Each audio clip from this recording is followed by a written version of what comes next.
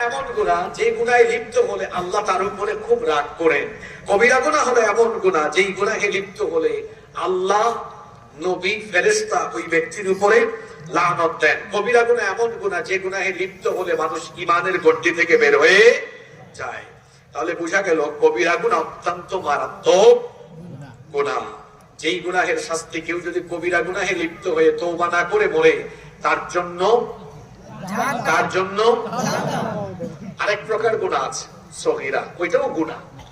দুইটাই গুনাহ, গুনাহ তো গুনাহই, কিন্তু সগীরা গুনাহটা হলো এমন, সগীরা গুনাহে লিপ্ত হলে ওই ব্যক্তি মাপ পাবে। কিরকম? সগীরা গুনাহে লিপ্ত ব্যক্তি সে যদি কবিরা গুনাহ থেকে বেঁচে থাকতে পারে, তাহলে নেক আমলের মাধ্যমে আল্লাহ তার সগীরা গুনাহ মাফ করে দিবেন। আর আস্তে বলেন সুবহানাল্লাহ। এটা আমার বানানো কথা? কোরআনে কারীমের ৪ নম্বর সূরা সূরাতুন নিসা এর ৩১ নম্বর আয়াতে রব্বুল আলামিন বলছেন, ইন তাজতানিবু কাবাইরা মা তুনহাউনা আনহু নুকাফির আনকুম সাইয়্যাতিকুম ওয়া নুদখিলকুম মুদখালান কারীমা।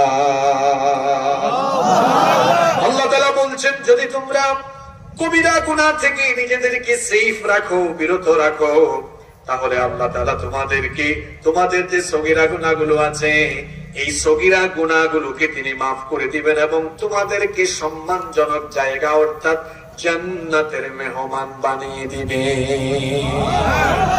তাহলে বোঝা গেল কবিরা গুনাহ থেকে বেঁচে থাকলে, সগীরা গুনাহ যদি কেউ ভুলবশত করেও ফেলে, তাকে মাফ করে দেন কে? আল্লাহ। তবে সগীরা গুনাহ মাফ হওয়ার শর্ত হলো, এটা এমনি এমনি মাফ হয় না। সগীরা গুনাহ মাফ হয় নেক আমল দিয়ে। কি দিয়ে? নেক আমল। মাথায় ঢোকে না। এখন কয়েকটা উদাহরণ দিই।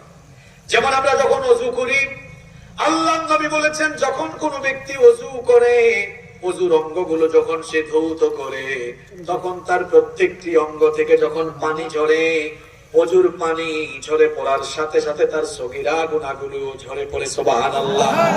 বান্দা যখন কুলি করে মুখের সগীরা গুনাহ মাফ হয়ে যায়। বান্দা যখন মুখমণ্ডল ধৌত করে মুখের গুনাহ, চোখের গুনাহ মাফ হয়ে যায়। হাত যখন ধৌত করে হাতে